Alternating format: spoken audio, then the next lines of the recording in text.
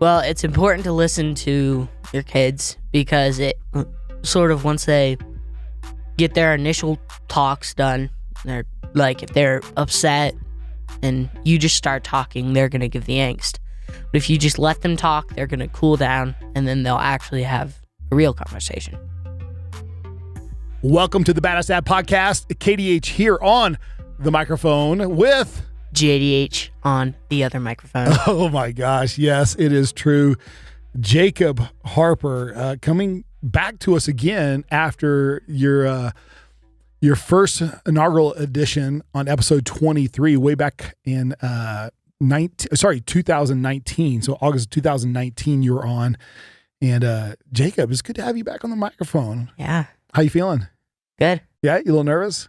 A little bit. Yeah, but you're excited though, really? Yeah. Yeah. I mean, you're 13 years old right now, about to be 14 here in just a couple months, and knocking the middle school years out of the way and getting ready to go to high school. And, you've lived, it's been an interesting experience for middle school, really, with the whole COVID thing going on. Yeah. Yeah.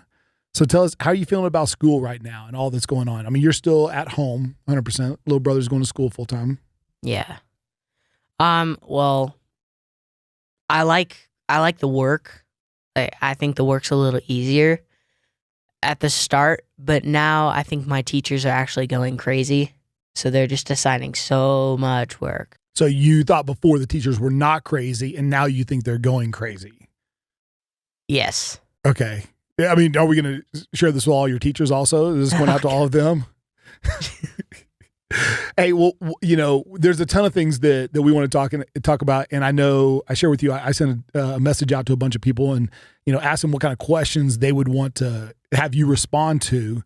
We'll have a couple deep things we're going to get into, but I thought we'd start off with a little bit of fun stuff. And so one of the first ones was, I'm not totally sure, and I don't think I need you to totally explain it because I have a little bit of an idea, but the message was simply this. It was WTF the mullet. Okay. So talk to us. You're rocking a pretty solid mullet right now. Yeah. Tell me about that. Well, I've always had good hair. It's just. Yes, you have. Yeah. So why not make it look even better? Okay. Yeah. I mean, I've noticed mullets a lot more in wrestling too. Okay. Kind of makes me look cool. You look cool. Yeah. And I mean, didn't really get to experience it with the football helmet though. A little bit, but not nearly like its glory you have now. Yeah. Yeah. You excited about football next year, putting on that helmet and letting it flow out? Yes. Are you going to keep it for a while or what? What are you thinking? Yeah. Are you like Samson? Yes. You derive your strength from your hair? Uh-huh. Okay. All right. Well, there that was the softball for you. So, one of the things that you've been able to do this year, you and Bentley both, is you guys have been able to wrestle, a little bit of jiu-jitsu, but mostly wrestling, and getting to participate and to, having opportunities. And even you got to train with some of the high school kids in the area, which is kind of fun. How's wrestling been? It's been really good. Yeah, I've learned a lot from it. Yeah? Yeah. Like what? Mental toughness. Yeah, mental toughness. And I've seen that in my life too, like with homework. I just keep saying, okay, work, another 5 minutes, just keep pushing through. Like I need to do in wrestling if I'm going to get good. Is it, because this year, I mean, you're in the big man's group, right? Yeah. Because you're a big man. Little big man, right? But you got to go, like I said, you got to train with some of the high school kids. Was it a little intimidating? Because, I mean, some of these kids are 17, maybe even 18 years old. Yeah, a little bit. Yeah. Yeah. And you had a great experience to get to go with someone who is more than 100 pounds more than you. Yes. I mean, you were excited over Christmas that you cracked 200 pounds, and this kid was over 300 pounds you got to go up against. A little rolling. Yeah, that was not fun. That was not fun? No. Why is that? It kind of hurt. Yeah? Yeah. Give you a little different perspective? Yeah. Now I know what Bentley feels like. Okay. When he goes with me. So maybe you're a little nicer to your little brother after that? Yes. Yeah. Not much. A little. A little bit. Okay.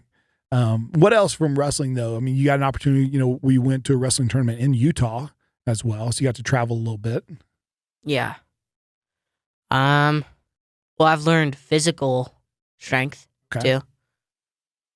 Like, I mean, mental and physical, they both go together. So I've learned if I keep going, I'm going to get stronger.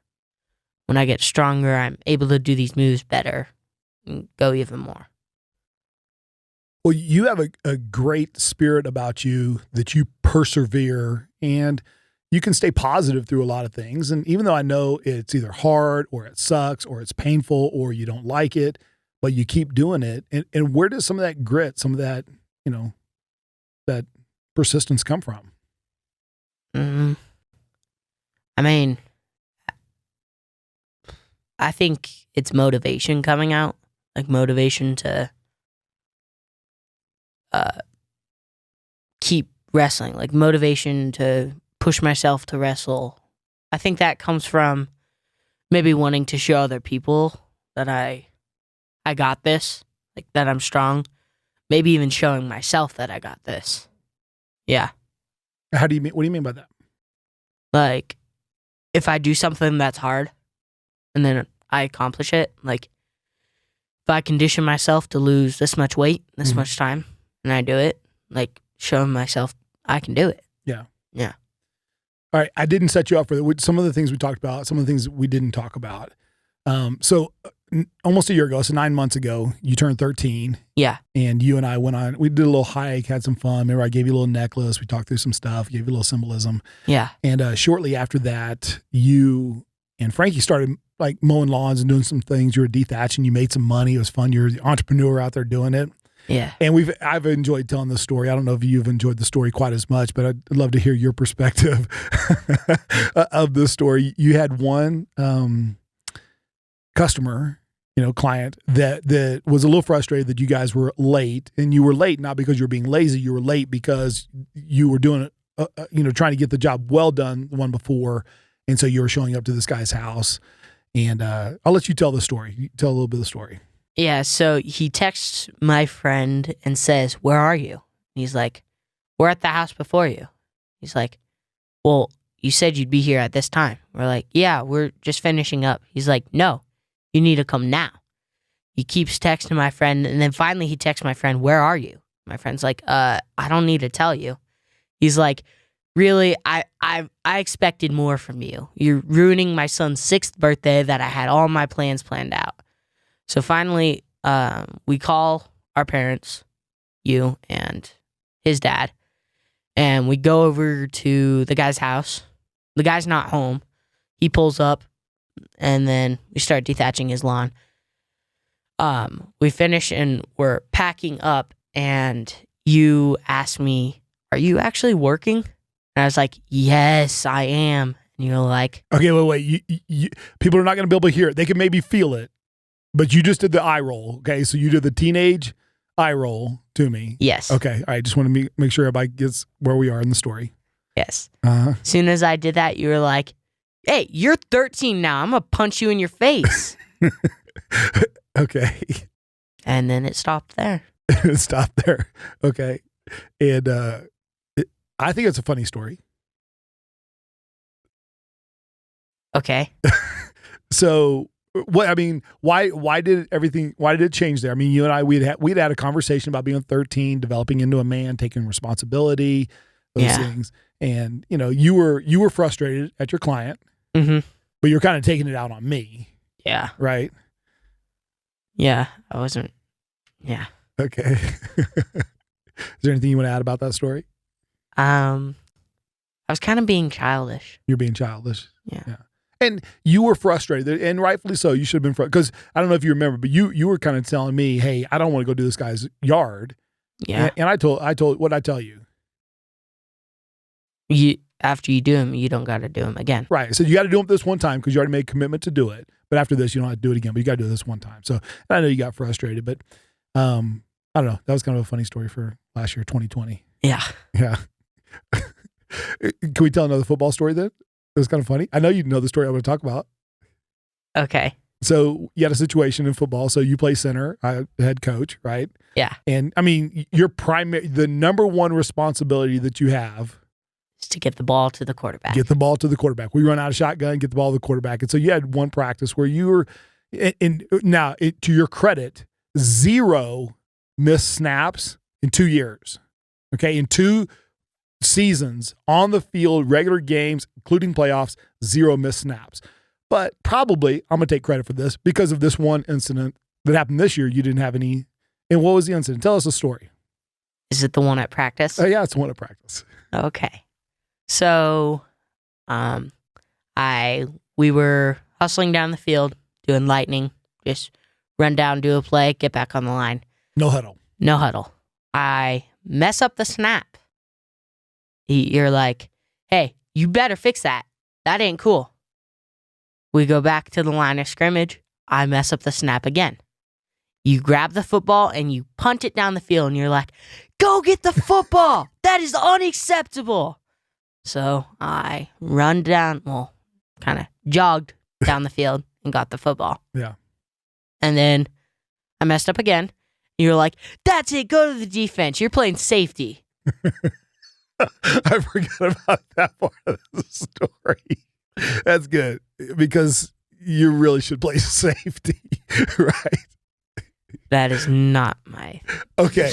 So that makes for a wonderful transition into the main subject that I wanted to talk about here, which is for badass dads to talk to our kids so that they will listen, and to listen to our kids so that they will talk. And, one of the things, you didn't exactly say these words, but I kind of got the feeling from you that as a badass dad, as a dad, it is more important if we will learn to listen to you so that you'll talk, then that's going to give me the platform to be able to talk and you'll listen. So talk to me a little bit, Jacob, about why it's so important because, sometimes it's tough to listen to a teenager. Okay. Especially when they're having the teenage angst. Yes. But why is it important for dads, badass dads? Speak to the badass dads about why it's important to listen. Well, it's important to listen to your kids because it sort of, once they get their initial talks done, they're like, if they're upset and you just start talking, they're going to give the angst. But if you just let them talk, they're going to cool down, and then they'll actually have a real conversation. Okay. And you had shared with me before that some of the mistakes that we would make, in maybe trying to pry a little bit or, go too deep or. Yeah. So talk about that. Well, sometimes dad would go right into a subject, and just sometimes it's a sensitive subject, and a lot of times the kids wouldn't want to talk about that because of a previous conversation. Like if a dad tried to go in too far, like the dad's talking about drugs or vaping, going in a pace, like a gentle pace, less like, hey, if you do this you better not do this. And if I catch you, whatever, just talk to them about it instead of threatening. Okay. Yeah. So, if I come at you kind of threatening, attacking, I'm going to defend myself. You're going to defend yourself, right? And a lot of teenagers do that through angst. Yeah. Through angst, yes. And so, I think one of the hard parts is, and I know there's going to be some dads and maybe some teens that'll listen to this, so they'll go, well, that's just the way our relationship is. We just always do that. And that's kind of yucky. Yeah. I mean, I know you have some friends, kind of conjuring up a couple of people that we know that, it's almost like dad can never say something right because, child. The kid doesn't give them a chance. They give them a chance. So what do we do as dads? Well, go in at a general approach, let them talk, but I mean, sometimes you can talk about something they're doing, but that might seem like you're trying too hard to have a conversation. Just ease into it, have a conversation. Sometimes just talk about a random subject. Okay. I like that. And so maybe not going like directly into why are your grades bad, or why did you do this, or, why were you vaping, or, whatever the subject may be, and maybe having a little more of a conversation. We haven't done it in a while, but one of the things that I noticed got you to open up a bit was we would walk around the block. You remember that? We walked around the block a little bit, and I just created space for you to talk. And really, I didn't say anything, and then eventually you would start talking about whatever was going on. Yeah. Especially like you don't like the silence. No. Yeah. You like to fill the void. Mm-hmm. And Bentley, there's never a void, so we don't have to worry about that. Yeah. He's always talking. Okay. So so you talked a little bit about that. So important for us to understand kind of how we enter into the conversation, with our teenager and the importance of listening. What about some of these, tough, sensitive subjects? We talk about sex. We talk about peer pressure. We talk about drugs. We talk about, maybe some experiences that you see some other kids having that, you have questions about. How do we have those conversations? Or because, some people just don't. They just don't have the conversation. They just kind of put their head in the sand and hope that everything's okay. Yeah. Well, you kind of ease into it and just start talking about something else and then relate it to that. Okay. Yeah. And so when we start having a tough conversation, do you know that I'm about to bring up something sensitive based on like how I start the conversation? Do you have some ideas? Yeah. Yeah.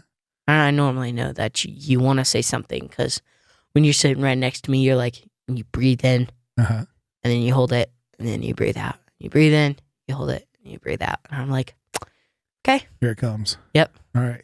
So the rest of the time I just breathe like water. So I don't really.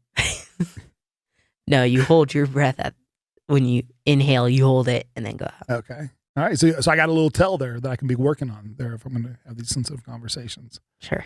All right. I did ask you if we could talk about this subject because this was one of the ones that was a conversation that we had last summer and, very sensitive. And that was when your biological mom passed away. Mm-hmm. And so you had asked shortly before that, and it's not a super regular basis, but, we've talked, you and I have been very open. Our family's been very open about being adopted, the whole adoption process. We've talked about it here on the podcast. And, Mommy and I had found out that she had passed away and we thought it was important for you to know because, the worst thing you could do in our family is lie. And I told you that, keeping secrets could be like a cousin to lying. Yeah. And so you remember when we had a football practice. It was in the summer. We had a football practice and then we went out for breakfast at Doug's Diner. Was it after like the Saturday practice? It was after Saturday practice. And I told you. You remember that? Remember that? Yeah. And I know it's emotional for you. That's okay. So, because this is going to help some other people. How did it feel, just that whole subject coming up? I mean, it was kind of surprising. I didn't really know what was happening. So, like you said earlier, like it was like the ground was moving beneath me, but I wasn't. Like it was weird. Yeah. Yeah. And so you and I talked about it, right? Mm-hmm. And who else did you talk to? I talked to some friends. Mm-hmm. One of them that was adopted, and then one that was just close to me. Mm-hmm. Yeah. And, do you feel like it was good for you to be able to talk to them? Yeah. Yeah. Felt good because I felt like I wasn't holding anything in. Okay. I felt open, free. Yeah. Okay. And you talked to Mommy about it too? Yeah. Yeah. I mean, different people are going to take their journeys in different ways, and the way they communicate with their kids is going to be theirs. And there's not a right way or a wrong way, but this is why, how we've chosen to do it in our relationship. Let's say Mommy and I found out, like we did last summer in the summer of 2020. Okay. And we didn't tell you. I mean, I'd probably be really mad. I'd probably be more upset about that than it actually happening if you didn't tell me and I found out. Yeah. Why is that? Well, because you guys always talk about how our relationship is super strong, mm-hmm. and you guys want that. Mm-hmm. And then if you do something like that, yeah, it's like you guys didn't listen to what you guys said. Mm-hmm. Yeah. So it's kind of being hypocritical. Yeah. Yeah. So, you've heard me talk on the podcast before and talk about having a band of brothers. Yeah. And so, meaning, friends that you have that you can talk to and grow with. And it's good to be able to see you having those conversations with some of your friends as well. And not that you're trying to keep anything away from us, but, we talked earlier and we said there are certain subjects that you feel more comfortable talking to me about. Mm-hmm. And there's certain subjects you have more, feel more comfortable talking to Mommy about. Yeah. And then there may be some subjects you feel more comfortable talking to your friends about. Yeah. And you actually said there's, not a ton, but there's actually a few subjects that maybe you don't feel comfortable at right now talking to, any of those groups, not mommy, not I, not your brother, not your friends. What do you do with some of those subjects? What do you do? I pray. Okay. Do a lot of praying. Yeah. Spend time by myself.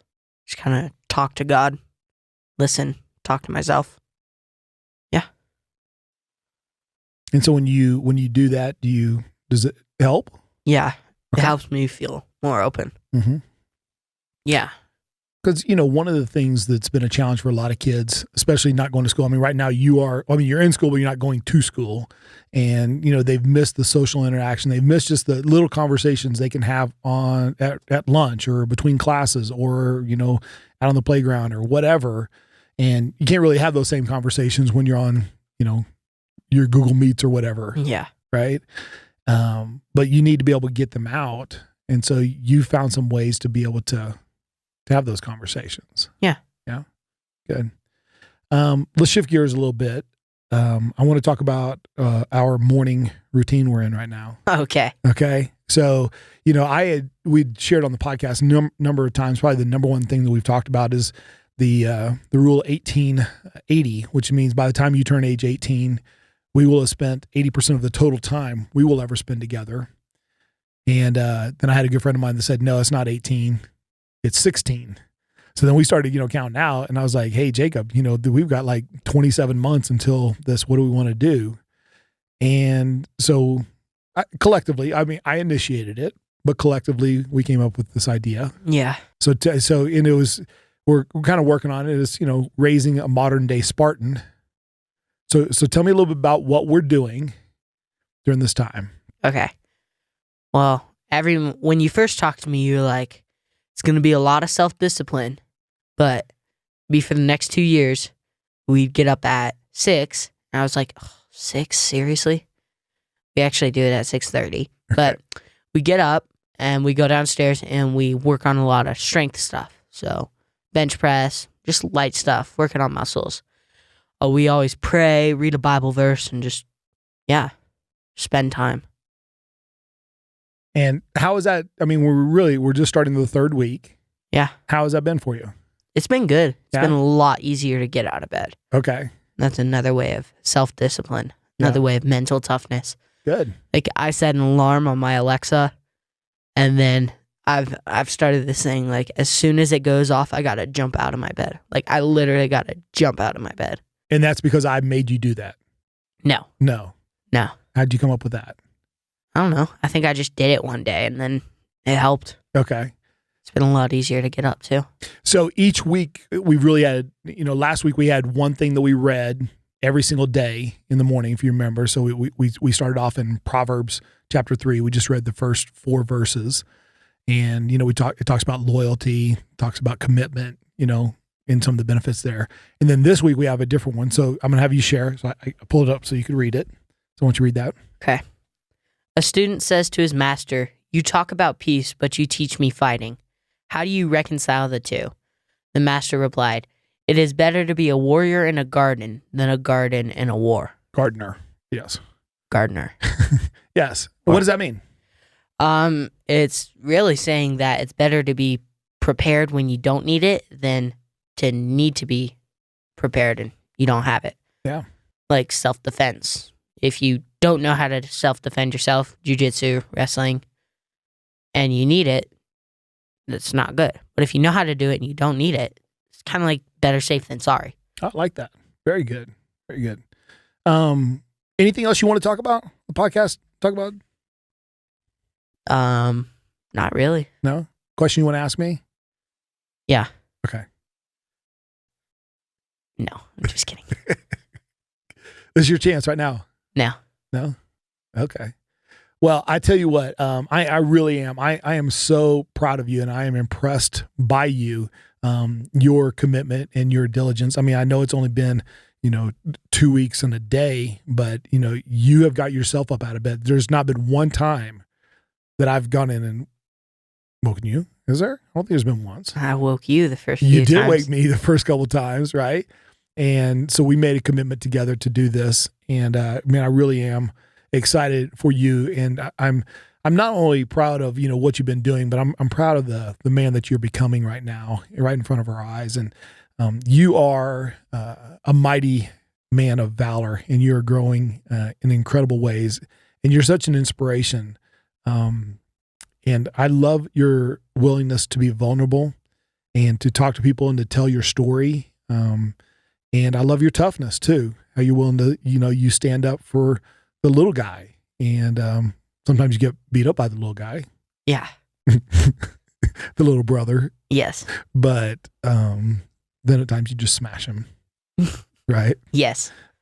But I really am. I'm so impressed with you, and I love you, and I am so grateful to be able to be your dad. And so this is just the beginning of the journey. I want us to share. I was telling you earlier, part of us having experiences is the ability to share it with other people and let them come along the journey, and maybe they'll get some things from it, and mistakes that we make they won't make, or maybe some things we get right they'll be able to copy, emulate, or make better. Yeah. Right. So real quick, last question for you. In the fall, hopefully, you'll be going to high school. Yeah. What are you most excited about in high school? And not just the girls. What I'm most excited about in high school is, what I want most is to actually be able to go to school. I don't care if we got to wear masks. I just want to be in school, be able to talk to people, have fun. Yeah, just be able to be around other people, not just outside of school, in school too. Yeah. I think a lot of people don't appreciate what they have till it's gone. Yeah. Kind of like the sign in our bathroom. Yeah. What does the sign say? What does it say? Basically says what you said. You don't know what you have until you don't have it. Toilet paper, for instance. That is so true. I love it. Well, so with that, we will wrap up, man. Hey, go. One more thing? Okay. No, I have two more things. Oh, two more things. Okay, well, please go ahead. Okay, so I have a question for you. Oh, you do have a question? And a thing all to the Badass Dads. Okay, well, give me the question. No, I'll say the Badass Dad thing first. Okay, go ahead. First off, just be yourself when you're talking to your kids. Don't try to be a different person. That's what they want. And my question to you is, how is it from coaching a 8th grade team to now coaching I cannot answer 4th grade team? I would be incriminated. It is okay. So what's the difference between coaching a 4th grade or 8th grade team? Okay, and a 4th grade and a 4th grade team. Now, once again, the 8th grade team I got to coach in 6th grade, 7th grade, and 8th grade. So by the time we got to 8th grade, we had 3 years under our belt and new relationships, and we knew each other a lot better. And so then, I won't say stepping down, but coming to 4th grade to coach basketball, it has been created some unique challenges. In that I thought the attention span of a teenager was poor. But I will have to say that the attention span of a 10-year-old is most closely represented as the attention span of a gnat. Okay. So it's just tough to stay on task. So the one thing I just need to keep reminding myself is that, yes, I want them to learn skills. Yes, I want them to do better. But really what I want more than anything else is I want them to have fun and enjoy the sport and to want to come back again next week. Cool. Is that a good answer? Yes. All right. Good. So with that, we will say, hey, Badass Dads, man, thank you guys. Man, we're super excited. If you like what's going on here, man, hit subscribe, thumbs up, do all those wonderful things. Please share and be a badass dad, man. Our world needs it more now than ever before. And we are a band of brothers committed to forging stronger fathers. And it's going to take all of us to do it. Have a badass day. Be a badass dad. And we are out. Hey guys, I wanted to thank you so much for listening to the Badass Dad podcast. We are so excited about what's going on in 2021, and we want to encourage you to connect with us. So you can hit us up on the Facebook or Instagram at BadAssDads _podcast is where you'll find us on Instagram. And if you want to hit me directly, it is KDH at BadAssDads.org. KDH at BadAssDads.org. Man, appreciate you guys. Let's get after it.